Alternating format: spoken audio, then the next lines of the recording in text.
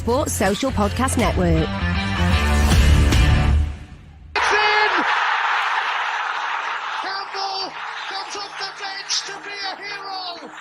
A superhero! Breakthrough! It's taken a while! It's been brought to light!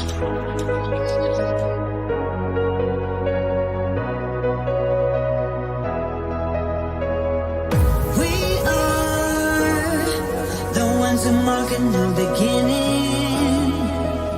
We are the ones of the spoken word.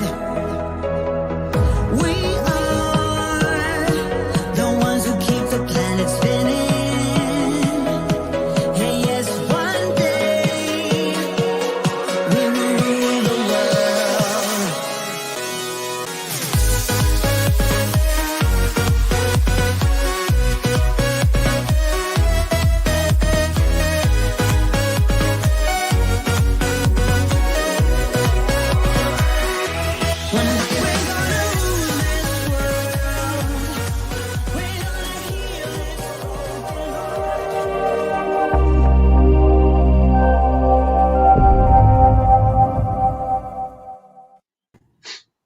Hey guys, I'm Si and welcome to Ace Podcast Nation, the home of the Andy Campbell Football Show. This is Series 2, episode number 5. We are live on Facebook, YouTube and Twitter.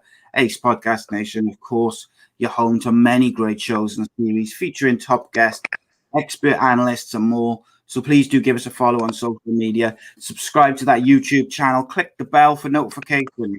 And if you prefer your podcasts in audio format, we are now part of the Sports Social Podcast Network, the UK's first dedicated all sports podcast network. And you can find every show that we do and we produce, including the Championship Show, which we do live every Friday, the MMA Show. And of course, later in this year, hopefully, we'll also have our non-sports podcast on there as well, with the only podcast network or whatever you want to call it, or YouTube channel who is allowed on there who doesn't do sports only podcasts, which makes us unique. But do check them out, give them a follow. Sports Social Official on Instagram and Sports Social, or the Sports Social on Facebook and Twitter. Give them a shout out. But this year we're also supporting the charity Super 6 Football Prediction League, raising money for two amazing charities. We've got Maggie's Centre, which is a cancer charity, and the mental health charity, which is, of course, close to our hearts.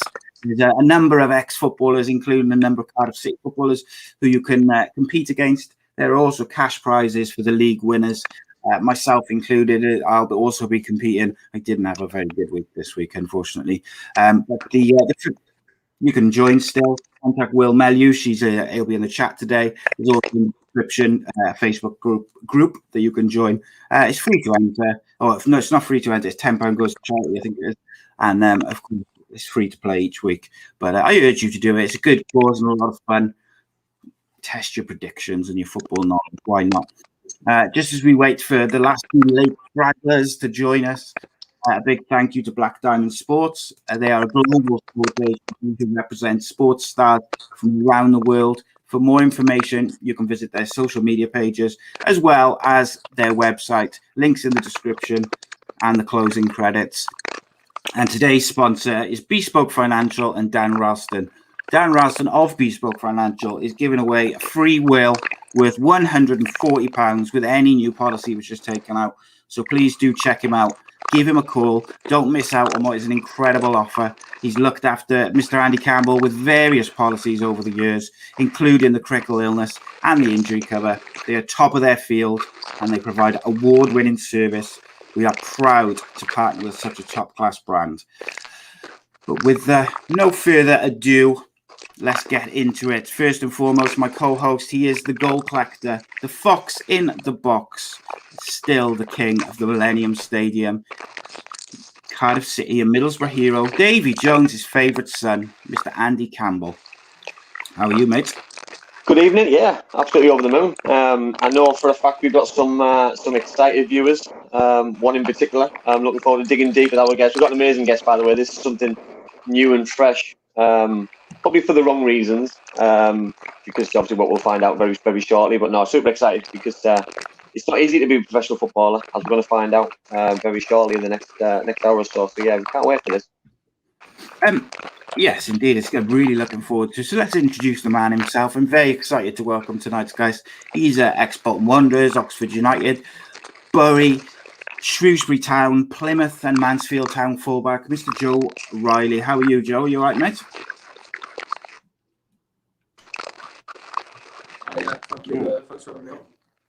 Indeed, good to My talk, man. pleasure, Joe. Thanks for coming on, Joe. As I say, you know what I mean. It's probably not the best circumstances. I'd loved you to come on when you were still playing, but I know we're gonna dig deep into that. But no, really pleased you come on. 100%, mate. It's going to be good. I just got to check, and Joe, can you two hear like a crackling noise? I can a bit, yeah. Don't know where it's coming from, but I'm going to try and get to the Yeah. I'm going to try and get to the bottom of that. And if you just want to kind of have a quick chat with Joe while I have a little look at that. Right, okay, yeah, no worries. Joe, obviously, something that I want you to tell people. Obviously, we start from the bottom and start up to start from where it all started. But for me, I want to start with the last couple of weeks. So, how's the last couple of weeks for you? Tell everybody what happened, and basically, so how you've ended up not still being a professional footballer. Yeah, I obviously did. You still got me? Yeah, we have, Joe. Your sound's a little bit weird. I don't know whether you want to just go out and come back in, mate. A few people saying they can't hear you, so if you just go out of the link and come back in, it should correct itself. But that's the joys, Andy. Unfortunately, yeah, the joys. Yeah. It's normally me, so I'm quite pleased it's someone else. No, only joking. Just on the back of what Si said about obviously Will and running this fantasy league. Great idea, by the way. It was a bit more interesting games and stuff. And to be fair, it's always nice when you do well. I had a decent week as well, so I'm quite smug this week. Yeah, you did well this week. I did see. I only looked at yours. I didn't even bother looking at mine because I knew that's all you it care about. Well, I looked at Will's because I wanted to try and beat Will. So, but I think I'm level with him. I think. Yeah. Yeah, it's not about that. It's about the charity anyway, mate. It's not about winning. Come on, it's not you. Hey, on Friday, it wasn't about the charity. Oh, yeah. Don't know what you're on about. Mate. I'll tell you what I would like to discuss quickly then, just while we wait for Joe, is there's a story yesterday which I sent you, mate, in Wales Online regarding Cardiff City and Bamba. What do you think about that, mate? He basically said he found out that he was not staying at the club through Twitter. It's not a great look, is it? No, it's not. No, and my problem with that story and how these stories come around and why it happens the way it is someone's got to take responsibility of deciding who's staying and who's not staying. And for me, that buck stops with the manager. And the manager has got to decide if he's keeping players, not keeping players. So the Sol Bambas of this world, the Joe Bennetts of this world, and if they're not staying, just tell them out of respect. I think football's not easy, you know, and to have people hanging on and to find out you're not staying at a football club via Sky Sports News or Twitter or social media or back in the day in the newspaper, you know what I mean? I don't really think it's very professional, and I think it's only fair, out of respect of what he went through himself, by the way, personally, health-wise. I think it was the only right thing to do to have a grown-up conversation and tell him that he wasn't getting kept on because they were going in a different direction. Because it doesn't matter why he didn't stay. The reason is he didn't stay, and I think it was only right that they should have told him. And for me, that's the downside of being a professional footballer, that clubs think ahead and not about the players because they don't want to keep. And if that's a 16-year-old kid or a 35-year-old seasoned pro, for me, they're both the same. They both deserve the same respect.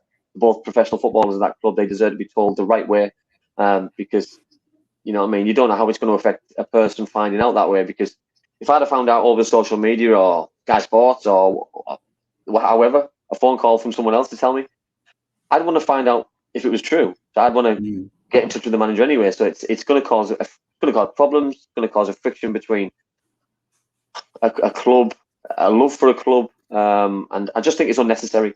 Personally, I just think it's something that didn't need to happen. it's a distinct lack of respect for someone who had given a lot of good years to the club, put his body on the line, and also been through, a terrible time off the pitch. I think it kind of changed my view a little bit, because obviously on Friday on the Championship show we talked about it, and I said, look, he wants to be closer to his family. It suits him. He wants to keep playing, but coach and work with Warnock. So I guess, in my mind, made it all right that he was gone, because I was disappointed that if they'd let him go and he wasn't like a player coach with Cardiff. And then to read that, I was so disappointed that they didn't give him, or he didn't get the courtesy of just being told face to face. Will makes an interesting point. And he said, sounds to me like Mick McCarthy didn't want him sold on his coaching staff. If he did or he didn't, that's Mick to decide and tell him, because yes. Coaches have their way of working. They have their own coaches that they work with very closely, and he's obviously worked with Terry very closely for a number of years, which is absolutely fantastic. But you know what I mean? For me, football's evolved, and I'm not saying he's not very good at what he does, because he's an excellent manager, and Terry's an excellent coach, by the way. I just think sometimes it's good to evolve and have some fresh ideas. And Sol knows the club; he knows the players inside out, and I think it would have been for me very beneficial to have him on the coaching staff, because I think the fans would have adored him. It would have given Mick, for me, a little bit more time if things went sour. But you know what I mean? I think with things like this, it's put him under pressure a little bit. Yeah, I think it does. It definitely creates an issue. Whereas obviously previous to that, everyone was just happy to be back in stadiums and stuff like this. Now it's put a bit of a negative feeling in it, because I think people were kind of all right with him going. They similar to what I did, and like they talked themselves around into it. Of course, most people wanted him to stay on in some capacity, but they, like I say, you kind of justify it, I guess, in your own way as a fan. But it definitely left a bit of a sour taste in the mouth, and I saw quite a few Cardiff fans on Twitter, which Twitter is not always the best barometer of how the feeling is. But I did see several Cardiff fans kind of listing off some of the off the field things that Cardiff have done over the last 5 or 6 years, and it's not a great reading of list on paper. And obviously one of the things is not paying for Emiliano Sala, which of course we've talked to Mehmet Dalman directly to on a couple of occasions, but on paper, when you write it down, it doesn't look great. This is another one of those things. And what Cardiff have to do is keep performing on the pitch, so that the fans don't focus on this too much. I totally agree, but then I'm quite fortunate here, because from Cardiff City's misfortune, Middlesbrough have got themselves an absolute gem, and I'm not talking about Sol Bamba the player now. By the way, I'm talking about Sol Bamba the person, Sol Bamba the experienced player, and Sol Bamba the potential person who is going to push those young players to another level. Against Blackpool, Middlesbrough were diabolical, by the way. You know, I'm not going to pull any punches here.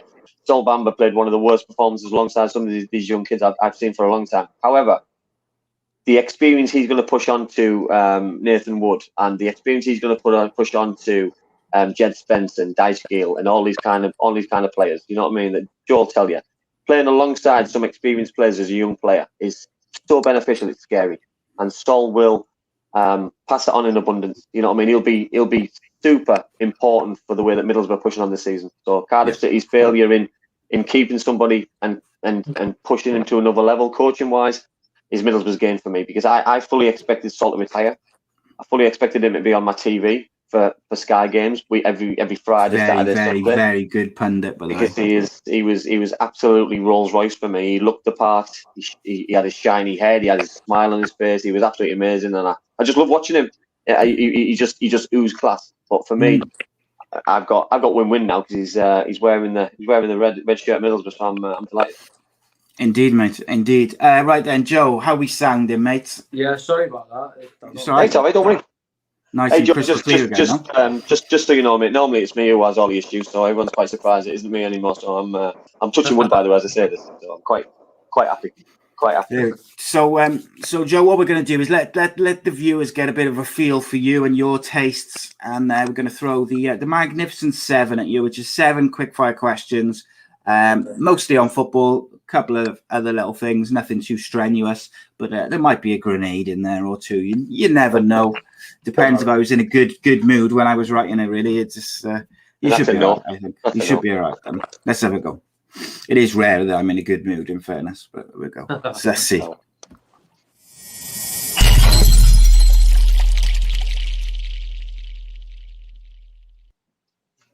Okay, Joe Riley, the Magnificent 7.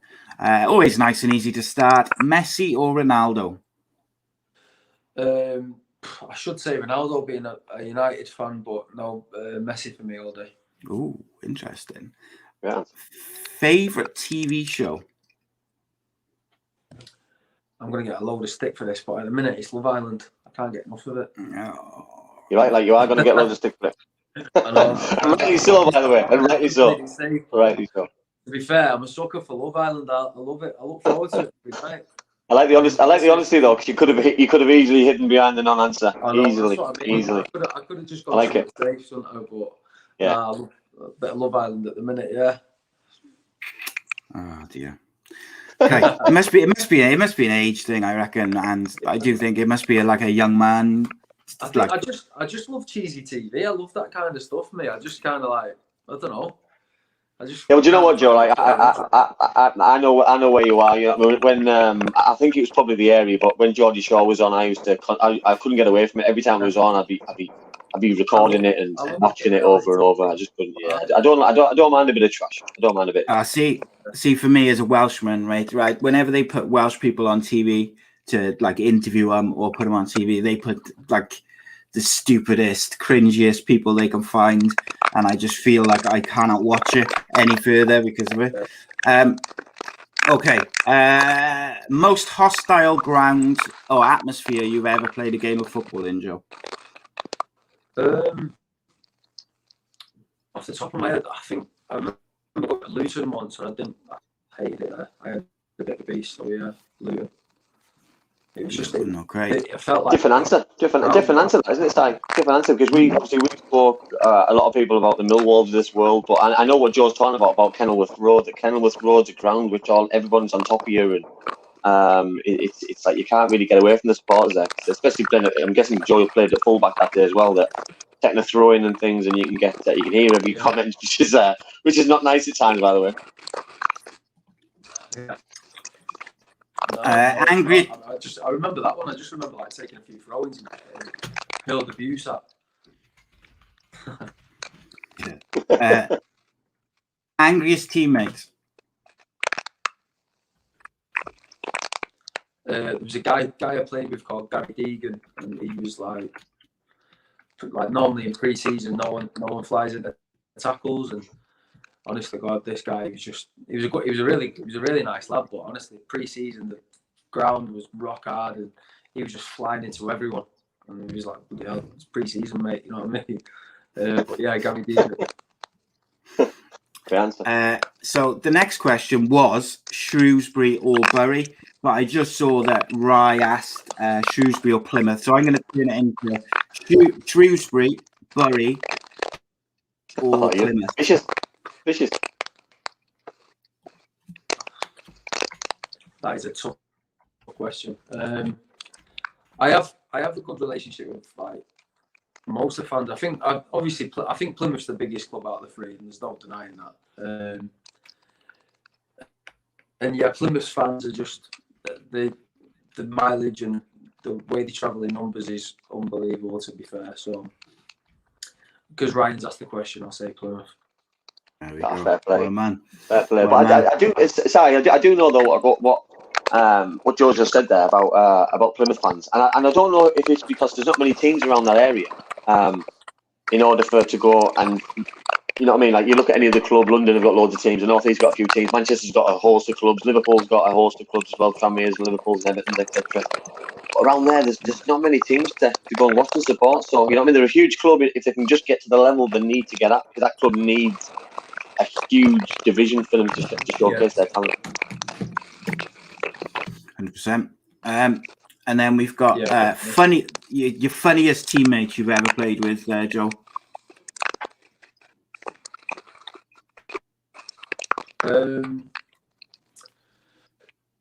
Funniest. Well, that's a tricky one as well. I'm probably going to go for a guy who played with called Louis Dodds. He was at Port for years. And then after him at Shrewsbury, but he was just so quick-witted. Like, everything just rolled off the tongue with Doddsy.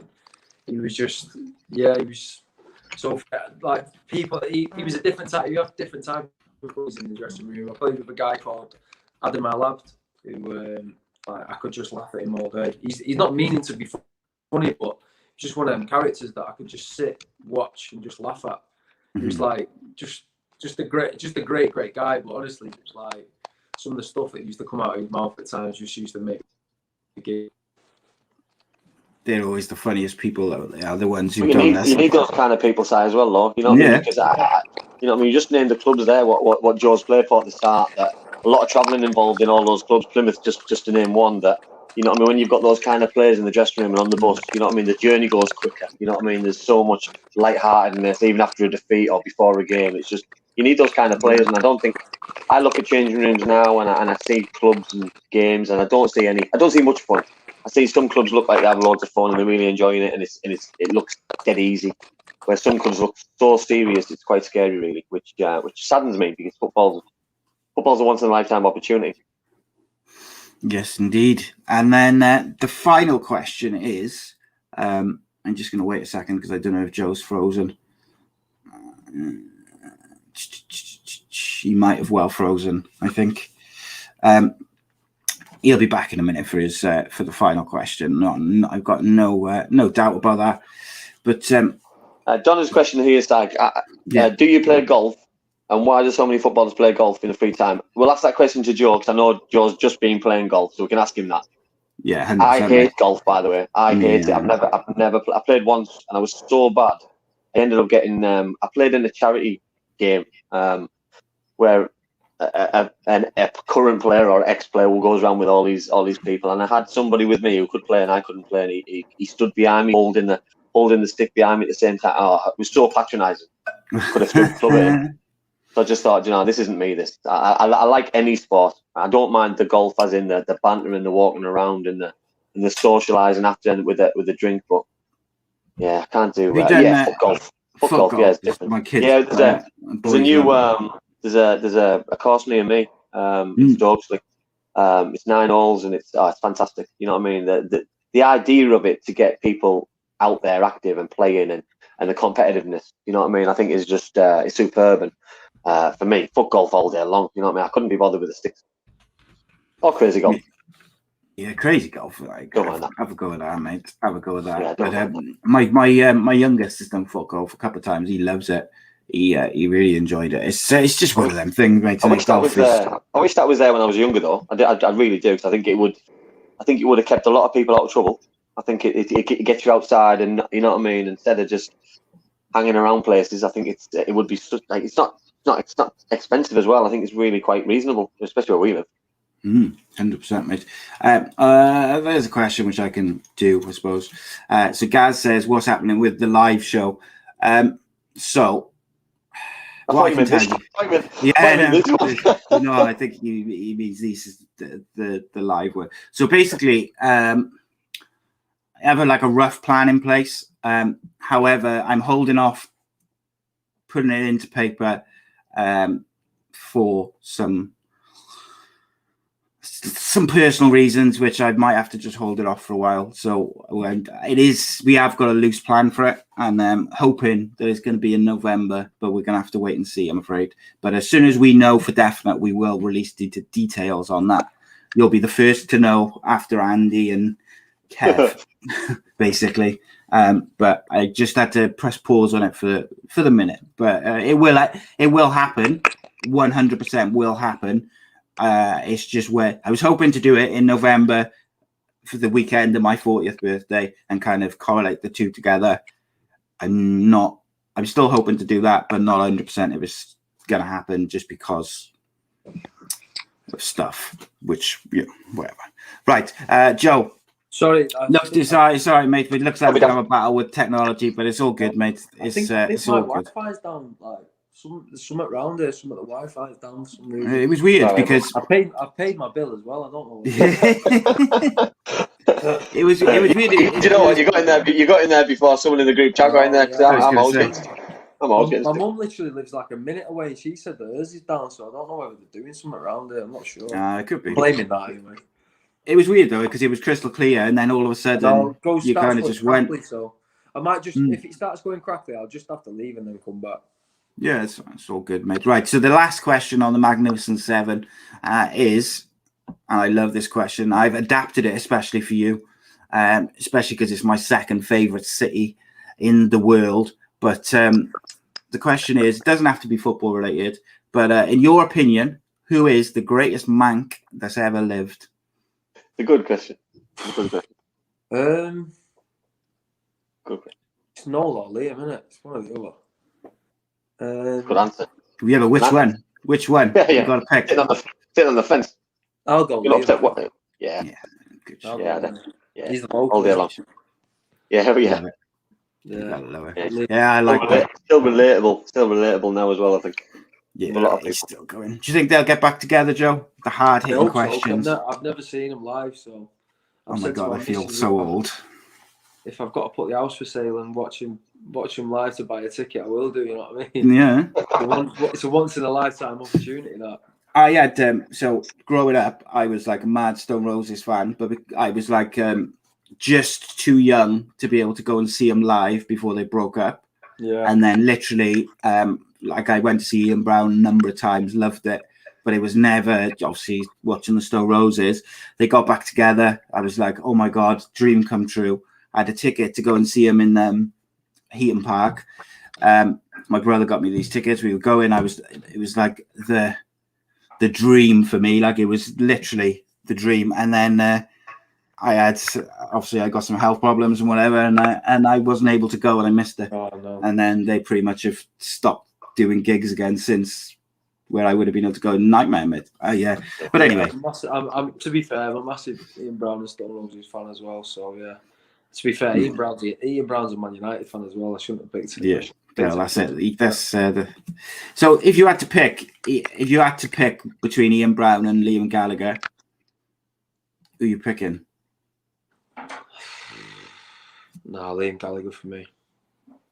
Even though he's a Blue Nose and I'm a United fan, so yeah, Liam Gallagher, a massive Oasis fan. See how respect that. I think that's the right answer. I think you would have been. Yeah, head over heart there. I know, yeah, definitely is. Yeah, I like that. 100%, mate. Yeah, I like that. Right, let's get. You were gonna try and change him there, weren't you, just because the United link? No. I feel a little bit. I feel this is going to be like a bit of a United bullying session soon. This. Oh, you're gonna love Tell Me Why now. It's gonna be fantastic. So let's move into Tell Me Why. It's gonna be good. I predicted it. I probably predicted a little bit of it. I've got two questions, and as the guest, Joe, you get to decide whether you would like to go first or second in answering the questions, and then you've got 60 seconds to speak. Okay, I'll go first. You go first, right? So the first question or subject is Barcelona president today announced that Barcelona are in debt at £1.15 billion. What do you think the future holds for the club? Like, I would assume they're going to have to sell some players, but just talk about that as an overall situation, I guess. And your 60 seconds starts now. It's a tough one, obviously. But Barcelona will come up with something, whether they sell the stadium and obviously have to rent it back or something like that. They'll always clung up something. Obviously, this is the reason why Messi isn't staying now, which is a massive disappointment. You know, I think every football fan out there would want Messi to finish his career at Barcelona. It'll be weird seeing him in a PSG shirt. But yeah, like you said, in terms of probably selling players as well, they'll probably have to recoup some of the money for the players that they've got. I'm not really sure whether they've got many sellable assets anymore, have they? They could have probably done with selling Messi really when he was in contract, couldn't they? Probably would have made about 100 million for him, wouldn't they? So they messed up a little bit there by letting his contract run down, and yeah, I'm sure they'll come up with something. The powers that be at that club will always have some up the sleeve to try and to get the money back. I don't know. That's your 60 seconds there, mate. But no, you're right. It's a breathtaking amount of debt, isn't it? Like 1.1 billion is incredible. Andy Campbell, your 60 seconds starts now, mate. I watched them last night against Real Sociedad. You'd think that nothing had really changed apart from obviously the magician not being there and playing. Listen, probably is it Pedri, the young midfielder? It's probably the most sellable asset to try and get some money. But is he going to recoup the kind of money what they need? Is a no. You know what I mean? Even if they're selling for £100 million, it's not going to get the money what they need. So for me, they've got to look at another avenue. If that's franchising the club somehow, the ground, the shirt sales, they've got to try and recoup that money, because they obviously tried to join the Super League, and that was their long-term vision, their long-term plan to gain all this money back was through the Super League, and now that's not going to happen by the looks of it. That for me, I'm really worried for them, because if that was in England, they probably wouldn't be able to cope with the debt, and they would have probably have to go bankrupt, because they wouldn't be able to pay the money off, depending on who they owe the money to. Are people going to write that money off? Are they going to go in administration? What will administration mean to a Spanish club? That's your 60 seconds, mate. Yeah, listen, I feel for them, I really do. But you know what I mean? You're obviously looking at, and we talk about FIFA Fair Play, we talk about Derby County in England, we talk about all the Premier League clubs, we're on about clubs that we support. You know what I mean? You do support United. You're on about other clubs who've done the right thing for years, and there's a reason why they're in so much debt. You know what I mean? And they've never really sold any players. They've been a buying club for years. They've spent a lot on wages. I agree with Joe. They had opportunities in the last few years to sell players, and unfortunately they didn't. When they signed Griezmann, they didn't really need him, did they? Because they had Suarez and Messi and such. And you're right, they haven't really got rid of a lot of players. But I think I touched on it on Friday. I do feel they're in this position because them and Madrid didn't want to hand over European dominance to the Premier League teams. So they just signed players for ridiculous money, like Dembele and Coutinho and these different players. But like, I'm just looking at their current squad and who they could, get some good money for.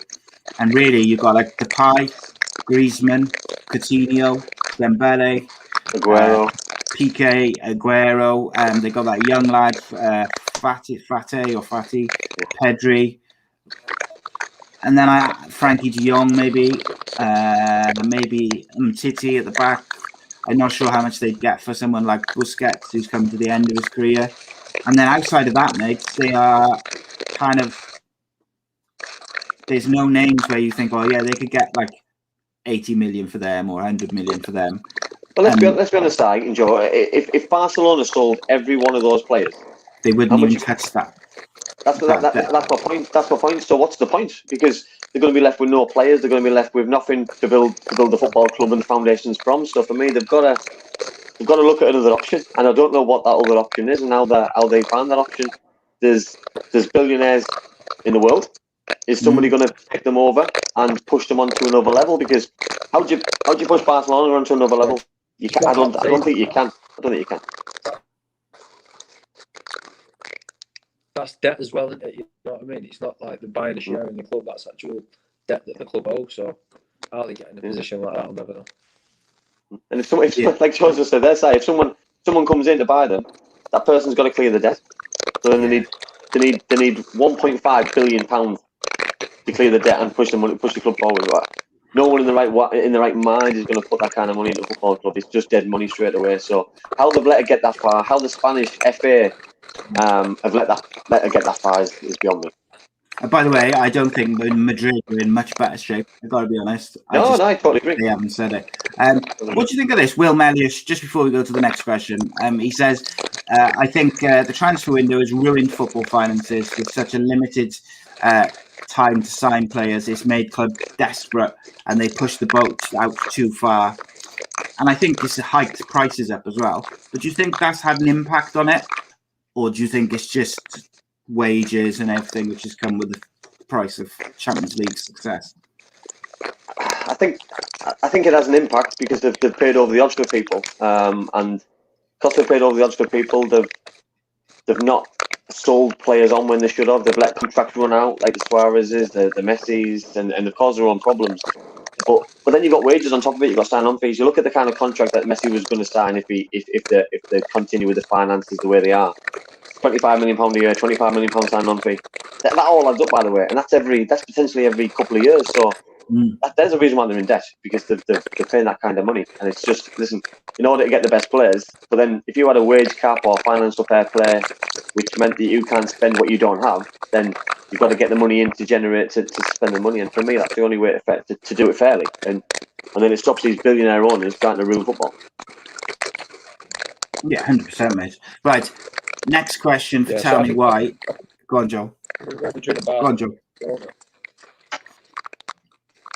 They're obviously trying to keep up with the Premier League clubs, isn't they? And we all know that the Premier League's got the most money, and you know that they're probably trying to compete with your Cities, your PSGs, where they're out of the league really in terms of money. So you have to feel sorry for him. Like they're just in another league now. Unfortunately, Real Madrid and Barcelona when it comes to competing with clubs like what we have over here. I totally agree. And you've got your TV rights as well. You know that I know I spoke about it on Friday about Gary Lineker joining La Liga and doing the games with Steve McManaman. You know, I mean they've got some very good pundits joining their TV network, but they haven't got the players to talk about. So for me, it's catch-22. They need to speculate to accumulate. And Real Madrid obviously both won at the weekend, which is great for the football clubs, but long term, I think it's going to have a huge impact on them in Europe, because their own domestic league is going to look after itself regardless. But it's Europe where they're going to really struggle, because you won't be scared to go to the Bernabeu. You won't be scared to go to the Nou Camp anymore. There's going to be no fear anymore for them. Not. Okay, so the second question, Joe, for Tell Me Why is, should Manchester United sell Paul Pogba, and hopefully, should they sell Paul Pogba, or should they not sell him, hopefully win trophies this year, convince him to stay, or should they cash in before he can talk to other clubs in January? And your 60 seconds starts now, mate. It's a tough one, but it depends what clubs are willing to pay. I mean, if the clubs are only willing to pay 30 million quid, you may as well just keep him. You know, clubs like PSG and Real Madrid aren't going to go and spend 80 million player who's on a free next year. They're not stupid enough to do that. So, listen, if you're talking 30-40 million pound, you're probably better off keeping hold of the player and like you say, letting him run the contract down. I think United have been a bit naive and stupid, really, letting it get this far. Probably this time last year was the time to cash in. They knew that he was never going to sign a contract at the club. That's been clear to see. So I think, yeah, just keep him. I think, you know, you've got a fantastic player there, and you're not going to get, like you say, fantastic money for him at this moment in time. Let's look at that. Do you know what, Joe? You're the first guest to hit bang on 60 seconds. Absolute bang on. That was. Do you know what? I agree with you, Joe. Because it might be more, but the timing. Yeah. Was it the delay that slightly helped you just finish on? I don't know. That's interesting. I do agree with you though on Pogba. I think the thing with it is, like you say, they're not going to get any money for him now, really, or what they should. And I also think if they were to win any trophies this year, like the big trophies, I actually think he might consider staying, because I think one of his big frustrations has been the players alongside him. And they've kind of addressed that in the last couple of seasons. So it'll be interesting. But Andy, your 60 seconds starts now, my friend. Would I sell him on current form after probably the summer he had for France, which I thought he was very good? On Saturday, I thought he was absolutely fantastic. With them bringing in Varane, for me, there's a reason why they brought him in, I believe, to play alongside him and to keep him there, to keep him happy. Why would you want to leave? You know what I mean? That's what you got to weigh up. You got to weigh up the pros and the cons. Finances, what's the point? He's a multi-millionaire. You know what I mean? Has he got chances to win trophies at United? Yes, he has. He can put them back on the map. He's playing with some world-class players. He's playing with some exceptional young talents, and the fans adore him. The club adores him. So for me, I don't think there's any reason why he should go anywhere else. I think he's got to give back to the club performances after the way that his agent's been over the last couple of seasons, because I think it's a little bit disrespectful to the supporters. But for me, just give a little bit back, and hopefully they can agree a new deal. You're 60, mate. He should stay for me, though, and I think he should sign a new deal. I just think it's disrespectful for the fans in a way that if he lets things rumble on and it affects. Because listen, if he can talk to a club in January and the big Champions League game, or they get knocked out, and we've been there before, you know what I mean? So everyone's expecting it to happen again. Here's a question on that, though. Let's be honest. His agent is talking to those football clubs already. So does it make a difference? No, it doesn't have an effect in talking to them. It's when it comes public. He can sign a pre-contract, can't he? January the 1st. Yeah, January the 1st he can sign. Yeah, but will that ever go public? There's not many players nowadays who, and Joe will tell you, who go public with it, because you know what I mean. You've got 6 months left at your club, and if things don't go well on the pitch, it looks like you don't care. You know what I mean? There's players who sign them and keep them very quiet. And there's agreements to keep him quiet. I just think he's the kind of player who, listen, you can only judge him on how he's playing. And on Saturday, he had 3 assists for one player. He looked like he's having the time of his life playing football for the biggest club in the world. Fans are back. What more is there for him to do? You know, for me, I just think he just needs to understand that the grass isn't always greener as well. You know what I mean? If he wants to go back to France, then you're going there for money. You're not going there for any other reason. You know what I mean? Unless his desire is to go and play for a Marseille or a Paris Saint-Germain. I'd have more respect for me as a footballer if he went and go and play for Lyon, Nantes, and someone else, because then I'd realise that he's gone back to play for the club that he supports as a like, to me, mate, look, he gets paid and has earned so much money in football. If he genuinely cares for Manchester United and the fans, as like he says, he would sign a 2-year deal with like an agreement with the manager or the club that if he wants to go at the end of the season, they'll sell him and they'll get some money for him. So, like, if it was me and it was Cardiff and I was him, I wouldn't want to leave Cardiff on a free and stitch them up if they wanted to keep me. Do you know what I mean? I know it's a business, but we're talking like. Go on, Joe. He's obviously he doesn't show any loyalty towards United, though, does he? I mean, to let your agent come out and do that much talking in the last recent years shows that he doesn't really care, does he? You know what I mean? I think he feels hard done by the United fans. I think he feels that he's been hung out to dry many a times by the fans, but literally, I think everyone knows he wants to leave the club. It's stupid if you think he wants to stay, to be honest. But I think it's timing as well, doing it. You know, that as a United fan, you know what I mean. It's timing and things. You know what I mean. It's like all of a sudden he just flicks the switch that he says he wants to leave at the time when they get knocked out of the Champions League, and it just looks so disrespectful to every United fan around the world. It's just sometimes just keep quiet and then play well and say it straight after. You know what I mean? After the game on Saturday, set 3 goals up and say it straight away. I just think it's timing's everything for me. Yeah, I think, you know, he always seems to do well in a France shirt. I think sometimes I do question where he's played. I think, you know, he's not left in the front three. I think to get the best out of him, you have to play him in the middle of the park and just let him do his thing. But sometimes he's let him down defensively, I suppose. But listen, I just think he's made to play for Real Madrid, isn't he? I think that's been pretty clear to see. Every time he's linked with a club, it seems to be Real Madrid. So that's probably where he's going to end up. It's probably what he's waiting for, I think, isn't it? Is that he's it's one of those things. Here's a question which Reese has just put in, just to finish off on this subject. And he says, why are why are people so critical of Pogba when Harry Kane didn't turn up for training? He wants out, didn't feature for Spurs at the weekend. He was also the only England player who played in the Euros who wasn't in the squad, didn't make it on the pitch. It's an interesting thing, isn't it? Pogba does seem to be one of those players that people seem to jump on quickly, and rightly so, I think, in some cases. Listen, on that point with Harry Kane, Pogba's had a longer summer than Harry Kane. You're not got knocked out of the Euros. He's had an extra couple of weeks on holiday, so he came back to training earlier. Harry's obviously had his coronavirus test back, had to isolate, so he missed. I think he's only been back 5 or 6 days for training. So the manager decided he wasn't available for selection, which is his choice.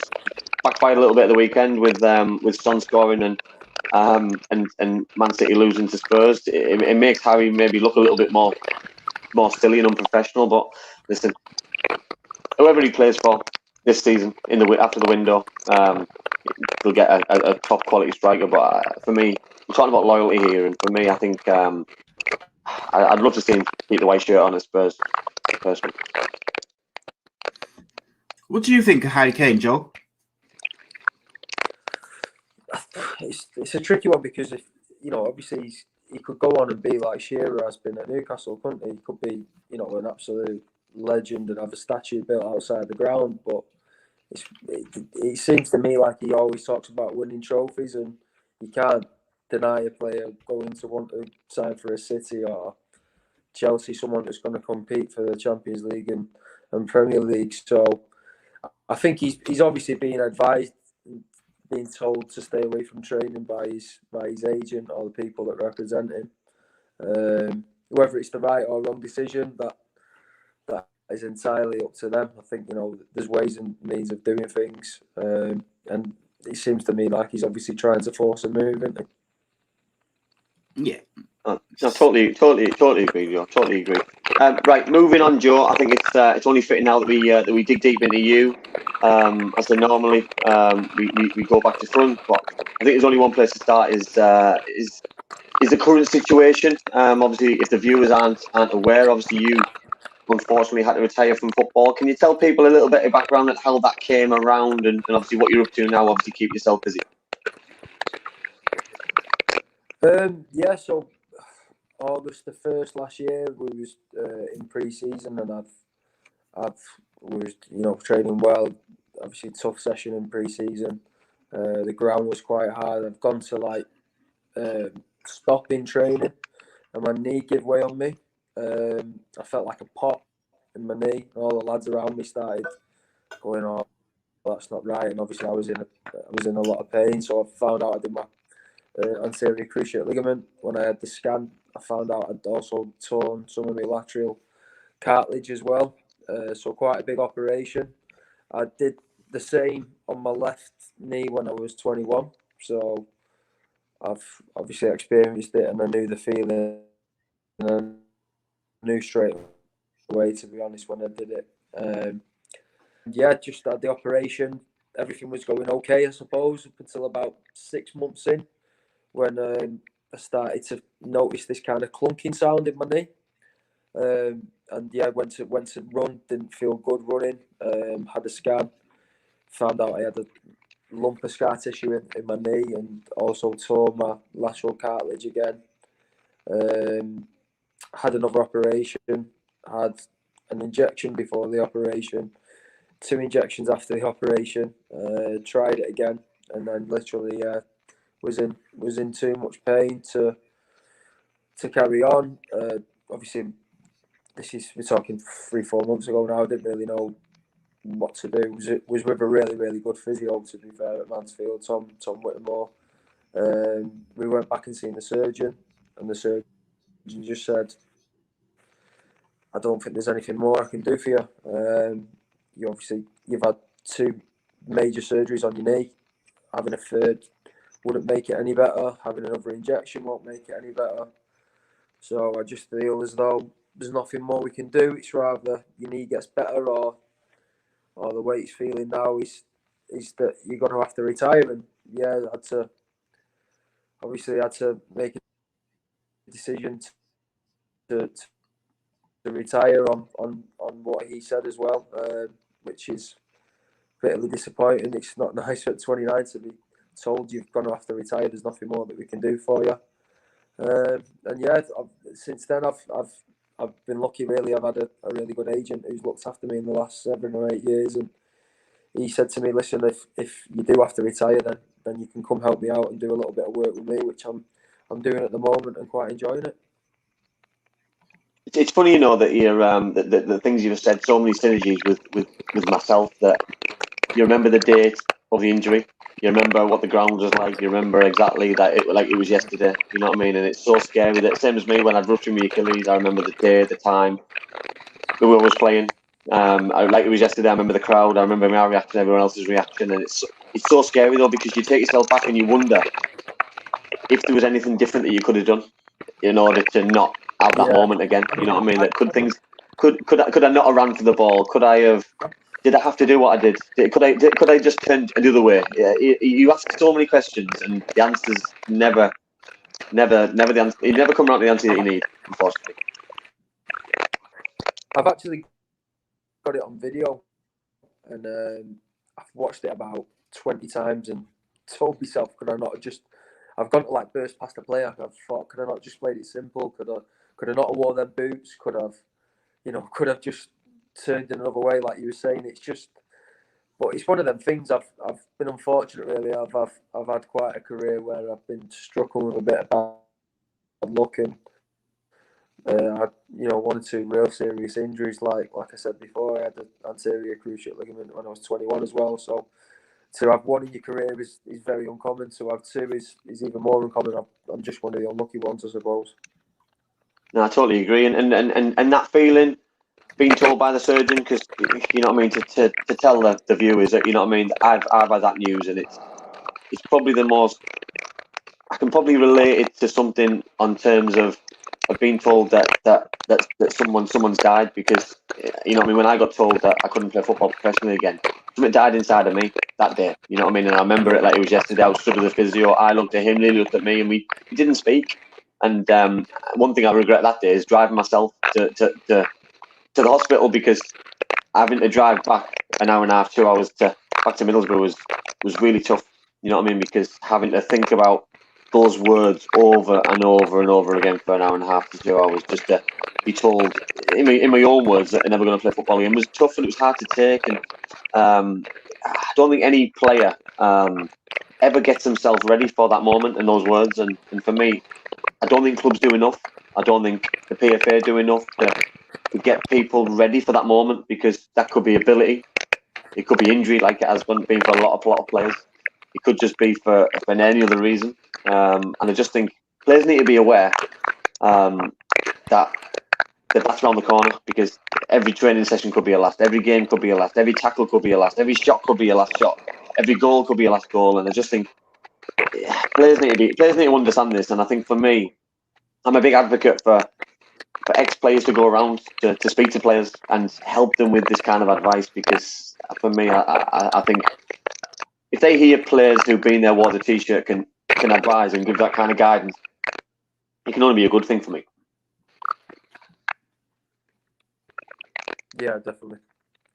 I mean, like you say, I tried everything. I mean, it was how long was it? It was like 10 months I'd done the rehab for, and like I said, the physio was brilliant. I couldn't have tried anything more. It's just, I'm just one of the unfortunate ones. I ended up having 4 injections and 2 major surgeries on my knee. So it's not for the lack of trying. It's something that's just happened. I think towards the end of the rehab, I did start losing a bit of hope with it, because I knew how painful it was when I was trying to run. And I remember, literally it running, coming home, and it's swelling, and then thinking, oh God, why is it swollen again? And then trying it again.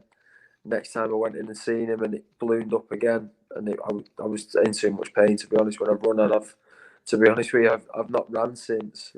As you can tell, I put a bit of timber on. So yeah, it's like you say, Andy. It's a real difficult one. I mean, if I had any advice to speak to people, it'd just be always have a plan, always have a plan B, always do something on the side, which if you do end up falling out of football, I mean in League 1, League 2, it's quite easily done. So if you do fall out of football, you can fall into something. I never really did anything. I was just someone who's always focused on football, but like you say, I had a good person around me in my agent who I work with, and luckily enough, he's helped me out on this side of it.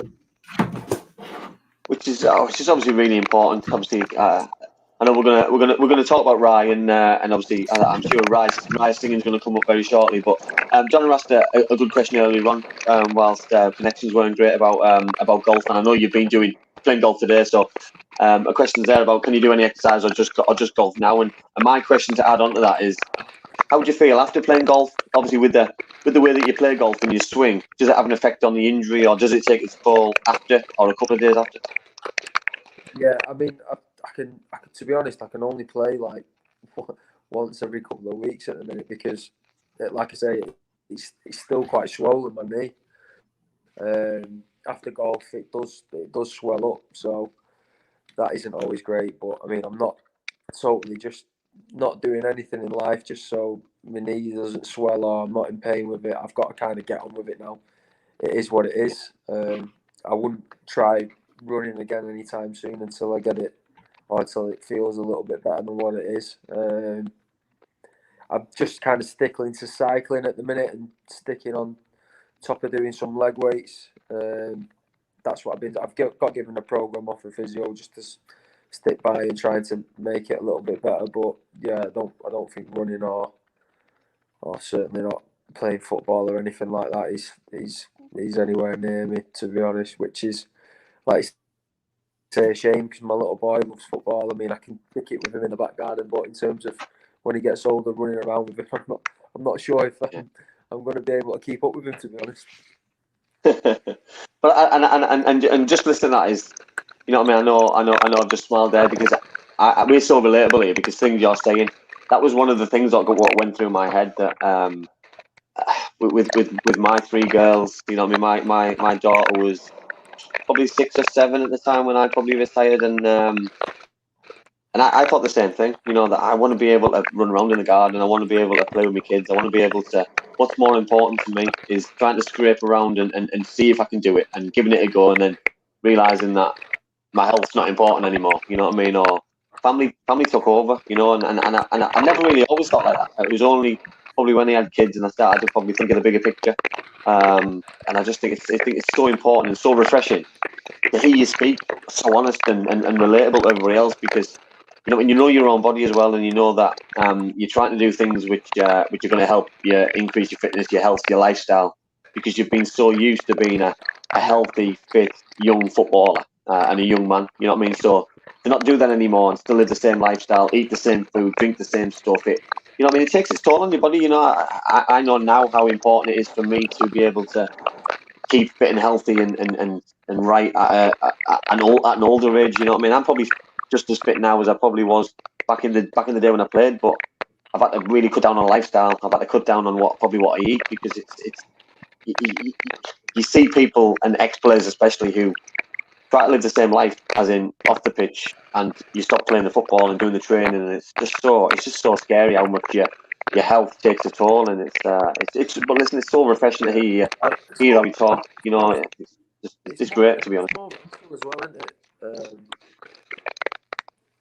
Like I say, it's more mental, I think, as well. I think, you know, like I say, there's a big thing on mental health at the minute, and you know, when you go to the gym and you do a little bit of a workout, you do feel better, don't you? So, like you say, I think that's the thing that I'm missing the most at the minute is being able to kind of, like you say, adjust my life and not being able to go and have a kick around with my friends. I have to kind of go to the bike, which I don't really like doing, to be honest, but like you say, it's something I'm going to have to do because my knee can't take to doing what I want anymore. Like I say, I've had to adjust my life. I think in the future, hopefully, I'll be able to get it better. But at the minute, it's still kind of how it was a few months ago, really. And yeah, like you say, I'm not the greatest at moving and running at the minute.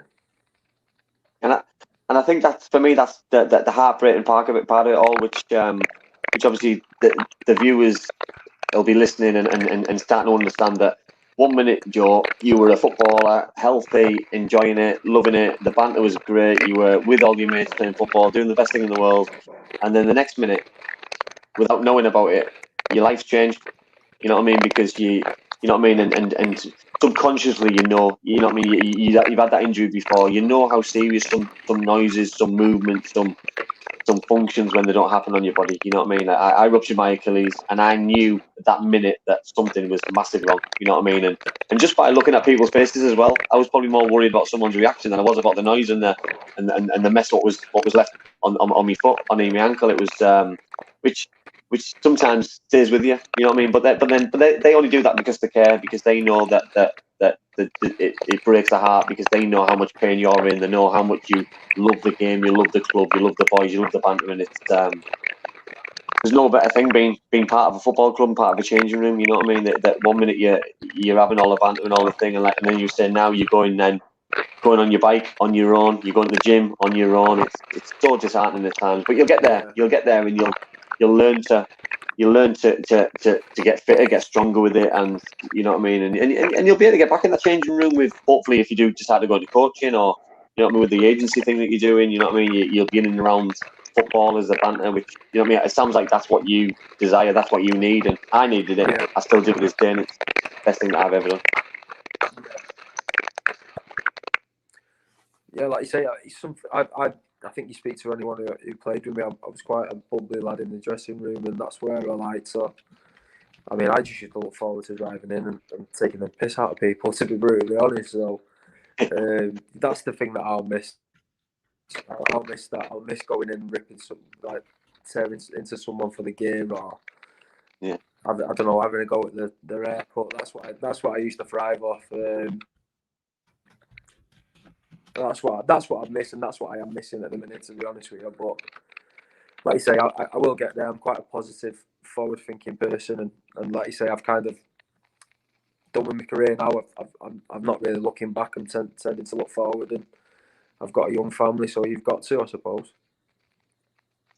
And I think that's key for me. You know what I mean? Because you've had that big part of your life taken away from you, and that support mechanism. Because you give out to the lads give it back to you, and anybody who's watching, the viewers and in the group chat, football banter and chat can be ruthless. It can be the best thing in the world, but at the same time, it can be the worst thing in the world, because it's you know what I mean. I used to love it, but it just can be ruthless for some people, and but it just gets the camaraderie going. It sorts your team spirit out, and it's absolutely brilliant, absolutely fantastic. Joe, we spoke there about mental health. So, what's in place now for your mental health support? Have you got a mechanism to support? Is it obviously your agent, or who are you working with now to support you, or is the club or clubs who you've played for in the past, are they giving any support out to you? I'm still speaking to the physio on a regular basis, really. Like I said, I've been in my life, really. I've been through quite a lot, and I think in the grand scheme of things, this isn't as bad as what I've been through. To be honest, family-wise, I've been through quite a lot, losing a baby with my wife. So I think kind of your life kind of shapes you to deal with certain things, and I think this is something that I've been able to deal with so far quite well. You know, I'm sounding like someone who's just made a steal here. I'm not saying that. You know, I have had dark moments when I was realising I've had to retire. Of course, I have. It's something that I've done since I was 16. But I think, like you say, I spoke to the PFA. I've spoke to them about one or two things at the minute. They've asked me if I'm okay. My answer's been yeah, I'm fine. I've got a young family to keep me going. I'm keeping busy with them. That's been it, really. I don't really tend to want help. Like I said, I've got a good support network around me. I'm sure if I reached out to someone because I was struggling, I'm sure they would be willing to help. But yeah, I think, like you said, Andy, there's probably a lot more that the PFA and things like that could do. Not with me, but with other people, certainly. I totally agree. And you touched on something there, Joe. And obviously, I want to speak to you about it. And you mentioned about losing a young child and being a footballer and in the public eye, and losing a baby. How much more difficult is that? You know what I mean? With the pressure of everyone knowing about it, because it's a private thing of a family, and for it to be out in the public eye, how much more difficult was that?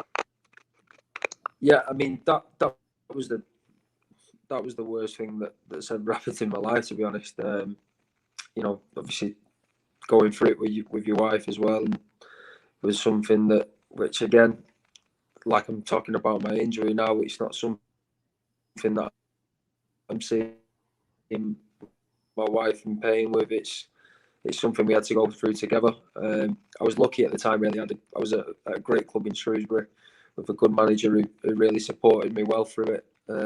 Give me the time off when I needed it. Was in a real good changing room at the time, which again helped me get through it. And I suppose looking back, football got me through it. I made a bad decision, really, personally, to go down to Plymouth. I know Ryan's going to give it a bit of stick, but I shouldn't, like, family-wise, I should have never made the move. It was never in the right time. We lost the baby 3 months before we made the decision to move down to Plymouth, which, looking back, was off the field, was certainly a wrong decision. We needed to be around our family and our support network, I suppose. Listen, I couldn't imagine what you and your partner went through, and like you say, you know what I mean, moving clubs, or Joe, did it come around that you thought that if you went there that you could revitalise your football career, so to speak, and get a different support mechanism for you and your family? Yeah, it was just a pure footballing decision, to be honest with you. I didn't think about. I was 27, 28 at the time. Well, 27, yeah. I felt like I was in the peak time of my life. I wanted to play for a big club. I had a couple of clubs around where I lived that we wanted to take me, but I was like, no, I want to go for a club that's hopefully going to push into the Championship. And I've never moved away from home, to be honest. So I wanted to try and experience that. It was just the wrong time. It was the right club, really, at the wrong time. I think, you know, when I originally signed for the club, I remember the first few games I was shocking. Like, but there was reasons for that. My head wasn't in the right place. Like you said, we were still coming to terms with what we've been through mentally. I was in no good place, to be honest. I wasn't happy living away from my family. I loved Plymouth. I wish that I would have gone earlier in my life. But yeah, it was just never the right time for me. Listen, it's refreshing to hear how open and honest you are about things that, you know what I mean, that footballers, I think footballers get a bit of a bad name because they're quite candid about their openness and honesty about questions that they get asked and the way they answer them. I think it's so refreshing to hear you talk openly about your injury, about your family life, about making the wrong choice, because that's all it is, right? You know what I mean, about signing for a club. It's a choice, you know what I mean, that you said there. You said something interesting about not moving far away from home and never moving away from home. You couldn't have moved any further away, to be honest. You've moved to the other side of the country, so to speak. It was absolutely a 3-day camel ride to get there. You know, every time I went there, and I only went there from Cardiff, and from Cardiff to get there was an absolute shocker. Lovely place to go and play. Ground was lovely, place was lovely, weather was always lovely, but I couldn't think of driving there a few times. If I had to drive home through the week or on a weekend, it would be a nightmare. No, I mean, my wife actually got pregnant when we was down there with my little boy. Now, when she was being treated in a hospital up in Manchester, like a special unit hospital. So she was having to come back every 2 weeks to have a scan, and it was like she was driving heavily pregnant sometime, well, towards the end of the pregnancy as well. So it was just, and then it was just things like that. You know, obviously people just see what you're doing on the pitch. And like I say, when the first 6 months when I got there, I was playing like an alien, to be honest. I was absolutely crap. I started coming into it when I started feeling happier off the pitch. But yeah, it was a tough one. Like you say, my wife was up and down the motorway. Sometimes I was down there on my own, which is never a good thing. Like, you know, like I was saying about feeling lonely and mental health and that kind of stuff. It was never good for me. So yeah, it was a tough move, like I've said, but one which, to be honest, I wouldn't change it for the world. Going back now, I've had 2 beautiful children who was made and born down there. So yeah, obviously wouldn't change it for the world. Now I've kind of experienced it and come through it stronger, I suppose. You certainly have, mate, and all credit to you and your partner. I think it's absolutely amazing. You touching on Plymouth, so I think it's only the right timing now to answer Rye's question about. Obviously, you met Rye when Rye loves a photo, a selfie, an autograph. So I'm sure you remember him really well. And Simon, Rye mentioned something about singing. So can you elaborate on anything about Rye singing? So I remember, I think it was a lad, Graham Carey, who told one of us in the dressing room that Ryan, who everyone knows in the Plymouth dressing room, was doing these YouTube singing songs. So like, one of the lads got him up, and we were just pissing ourselves, to be honest. I mean, we all loved Ryan. We all used to love seeing him on the outside of the ground. But yeah, it definitely made me smile. And I remember pulling his leg about it when I came out one time. I was like, what are these songs that you've been doing? Are you going to go on X Factor or what? I don't know how he's doing with them now, Andy. I'm not sure if he's took it any further, if he's trying to get a record deal. He might be trying to. Well, Rye's in the group chat, so Rye, if you can come on and let us know if you're still doing your singing YouTube. I'd love to check it out, mate. So please send me a link to your YouTube videos. I'll have a look. But no, it's, you know, when you listen, Rye's watch all our shows. He's I've been on his own podcast, which is an amazing thing. It's so lovely to have that relationship with football fans or join it. You know what I mean? That we've missed football for so long. You know what I mean? We haven't had football fans in for so long. We've got it back this weekend. The crowds are back, and you know what I mean. There just seems to be a buzz around football. You know what I mean? So, you know what I mean. I know obviously the time of the Orange was in time with not having fans back in the stadiums and stuff. But is that one thing you're going to miss as well? Is playing in front of a crowd?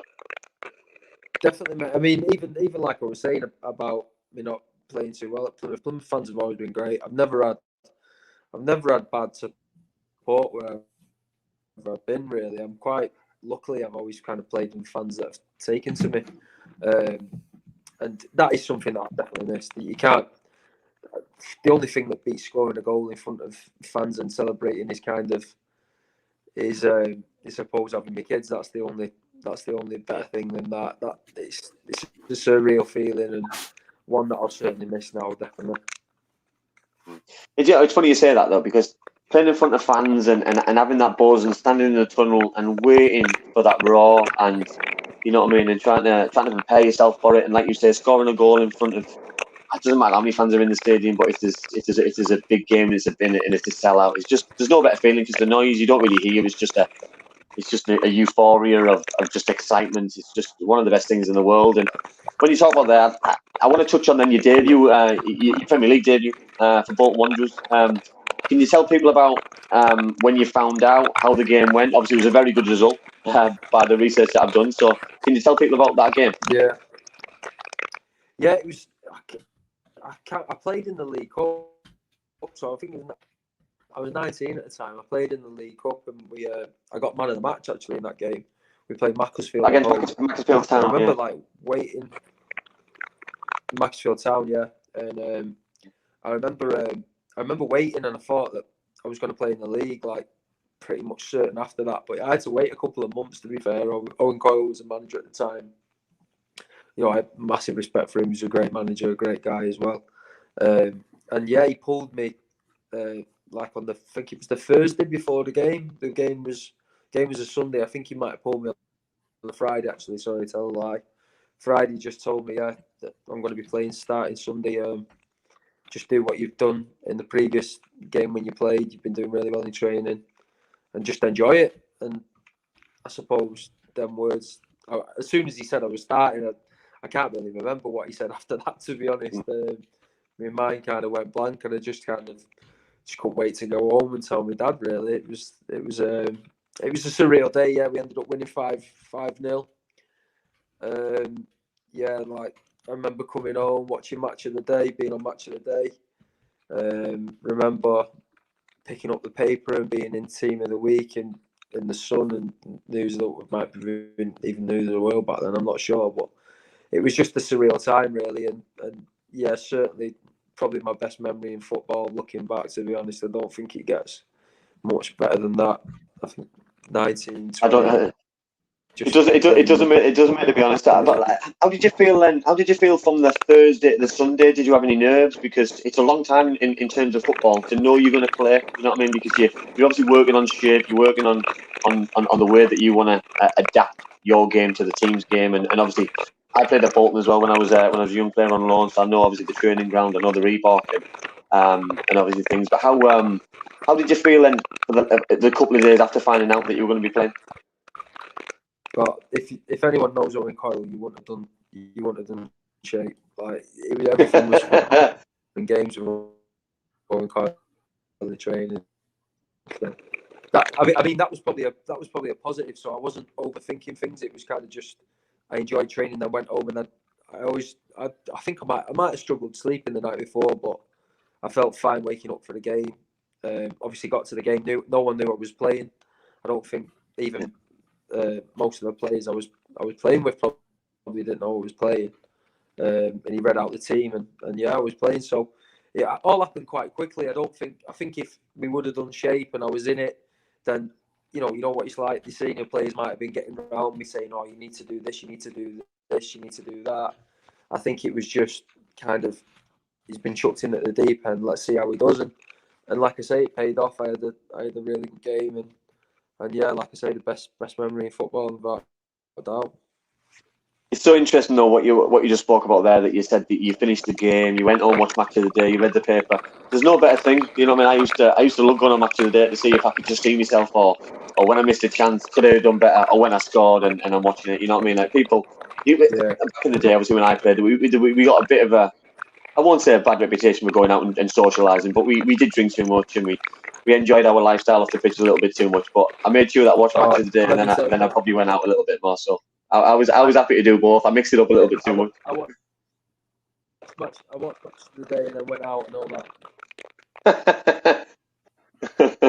I had a night out that night. Let me tell you that, mate. That was yeah. I think actually we got given a week off after that because it was an international break the next week, and I think he was like, right, week off, and I was like, oh my god, we've got a week off here. But yeah, I ended up coming in doing a bit of training with the reserves. But like I say, it was just a surreal thing going on, watching myself on Match of the Day. It was like, wow, what has happened here? You know what I mean? I used to watch this, and now I'm on it. It's just crazy. No, amazing. Si, have we got a couple of questions which stick out that we can finish for Joe? Yeah, we have. Yeah, I just want to double check. Did you do the question about Rye and the singing, mate? Yes. Yeah, I've covered Rye. Yeah. Okay. So we had a couple of questions earlier when you were talking about when you retired. I'm going to blend a couple of these together. Craig and Reese asked similar questions. So basically, they were asking about who pays for in the sort of lower leagues of British football if you had a serious injury. Did the club cover the costs of the operation and things like this, or have you got as players got to find that money to pay for that treatment? No, the club pay for everything. To be fair, it's I think they have insurance or something like that. I think the club cover the cost. So yeah, I think even Obviously now is a bit different because I'm not a contracted player, but certainly when you're contracted, yeah, you don't really have to pay. And then Craig, obviously. Sorry, Si. I thought for a second Joe was going to go back in the day for me then, but back in the day, the club would have a process. I don't know what the process is in now, Joe, but the club would sort the scan out, and then they would obviously book in the consultation with the surgeon, do the operation, the aftercare. And I do believe, I know it happens at certain clubs that if a player retires through injury, that they've got an expectation to get that player fit. So, for example, Cardiff City sorted Joe Bennett's injury out.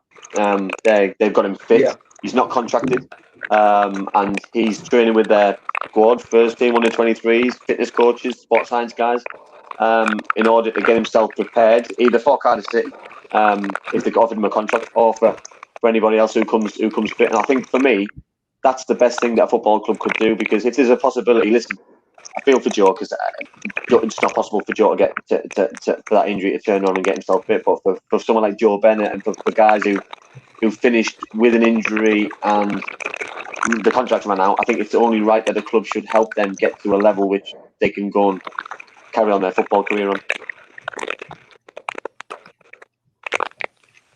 Yeah, that was what was going to happen with me. The club had a duty of care to get me fit. I think the club, even without the obligation, would have done that anyway. The manager and like I said before, the physio were top drawer.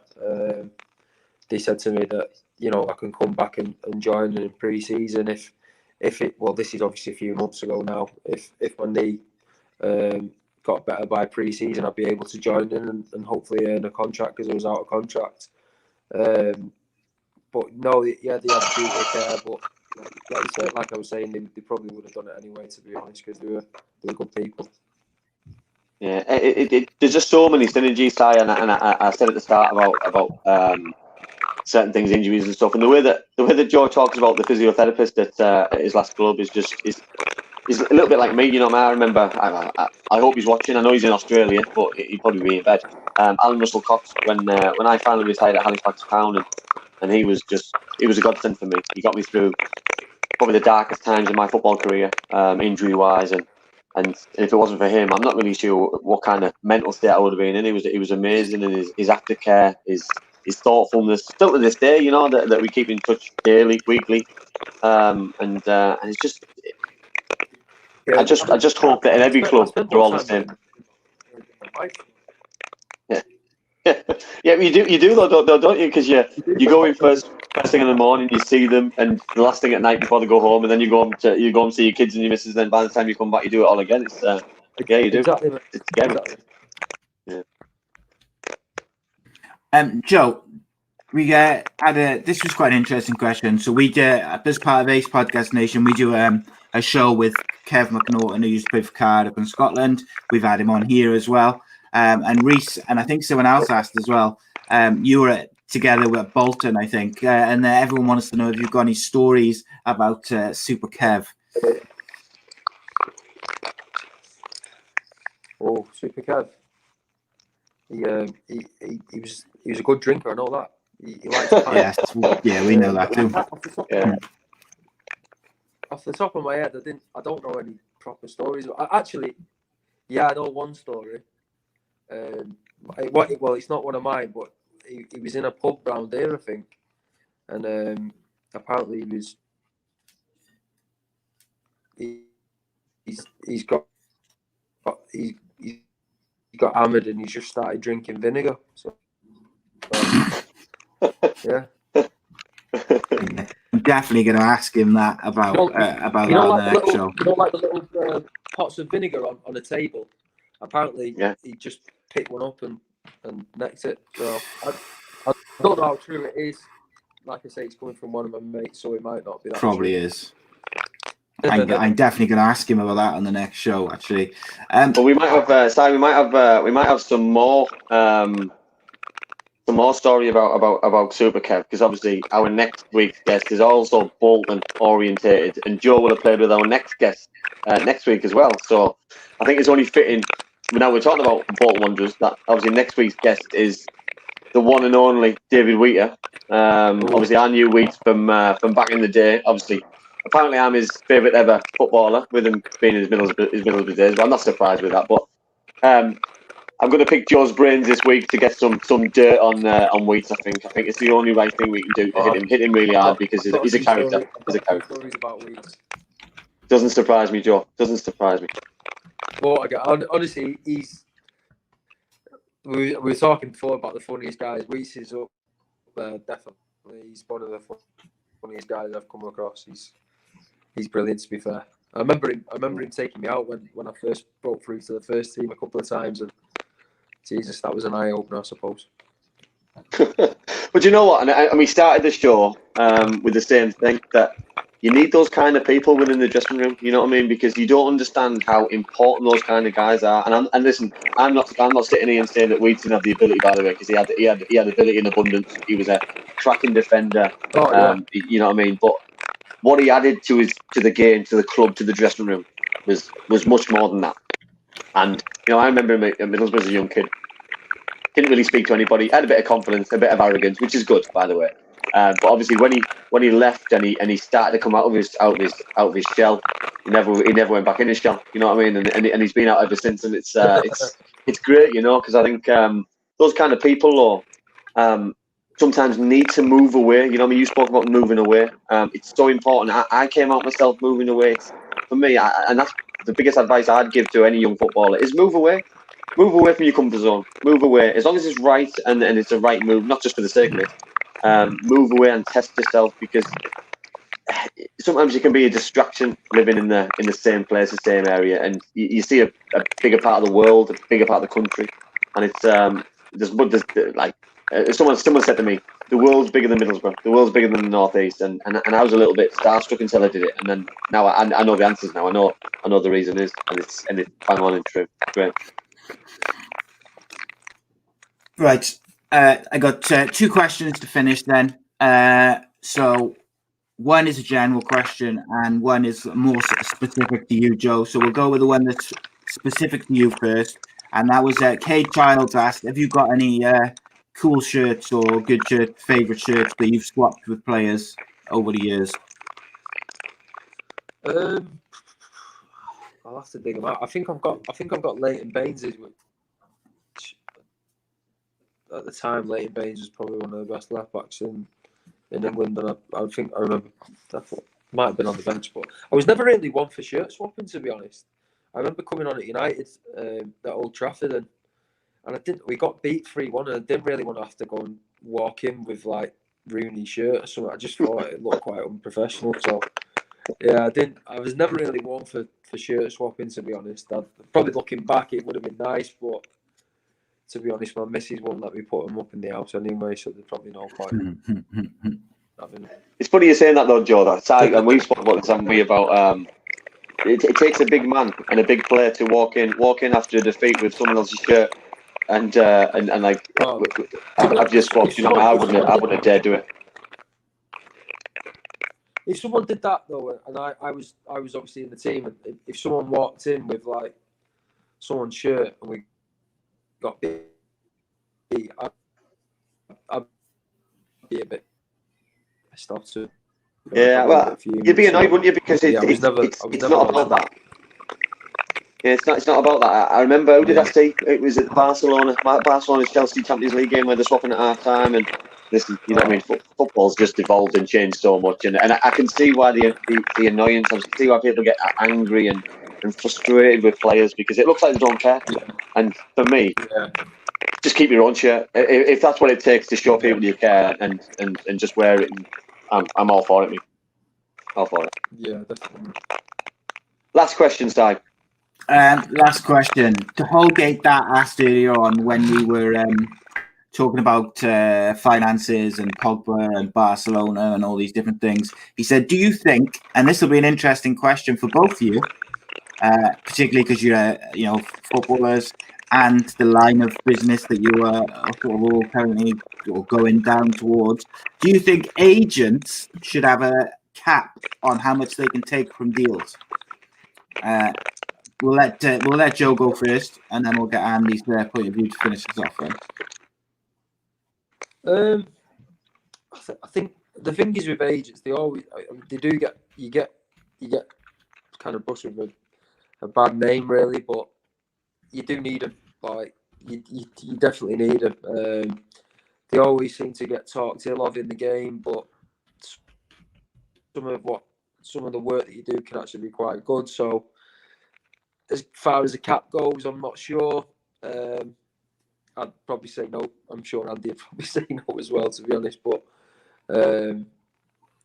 yeah, it's some at the top. Certainly, when you're working with the big players, the amount of money that agents actually take out the game can be, you know, a lot. You're talking a lot of money, but certainly when in the League One, League Two, Championship, I don't think it's that big a deal really. What about you, Ant? How do you feel about agent fees? Put a cap on them? I think the word agent is a swear word, which I think is a little bit disrespectful, a little bit wrong. Because listen, I had a good agent and a bad agent throughout my life. So I would never slag them off.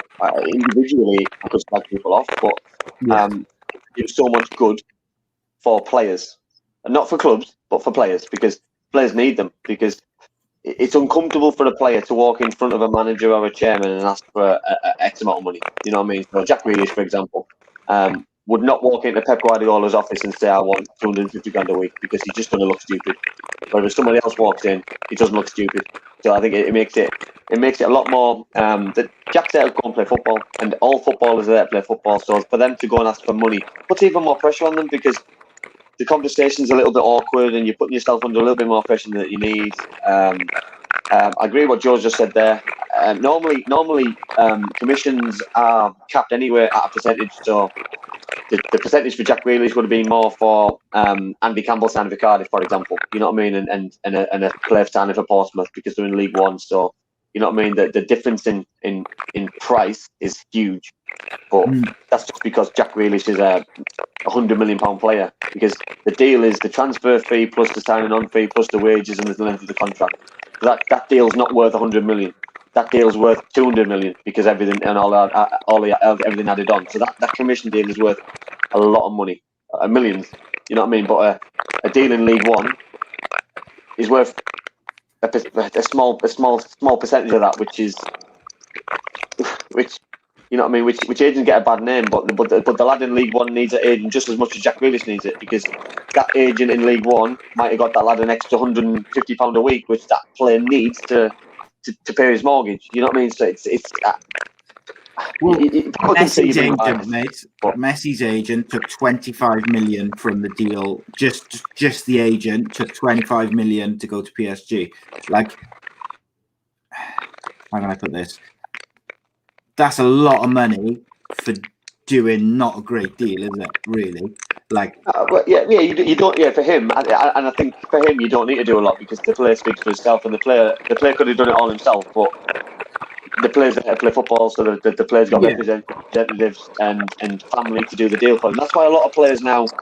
Listen, there's one agent in particular, Nicholas Anelka's brother, did all his moves for him. He got a really bad name.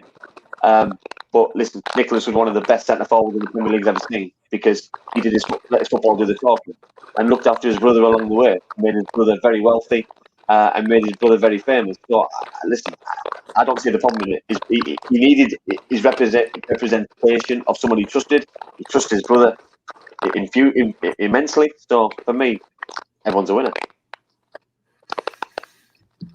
Yeah, it's a fascinating one, I got to say. And obviously we've talked about other agents, you know, and like I've not been shy in criticising people like Willie Mackay and for some of their actions and their behaviour, which, you know, obviously goes beyond finances and things like that.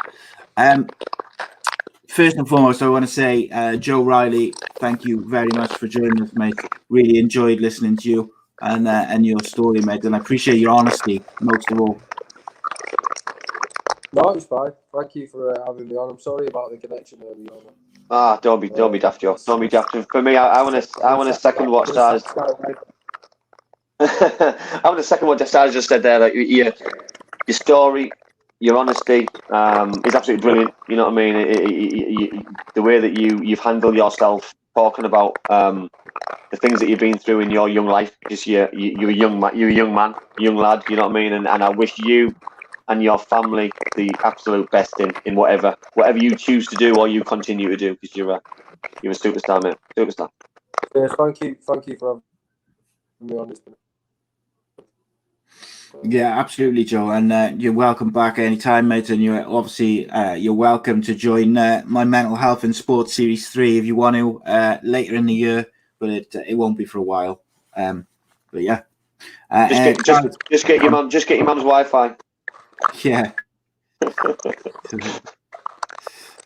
Guys, everyone, nice one for tuning in. I'm going to go and edit the audio version so it sounds like a pristine, perfect thing with no connection issues whatsoever. So, guys, check that out on the Sports Social in the morning.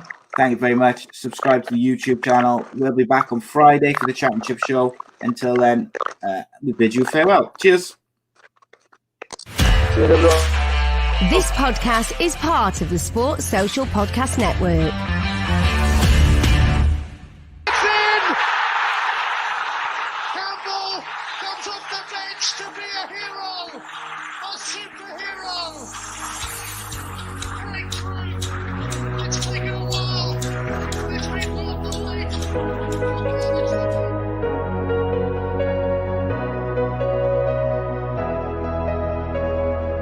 We are the ones who mark a new beginning.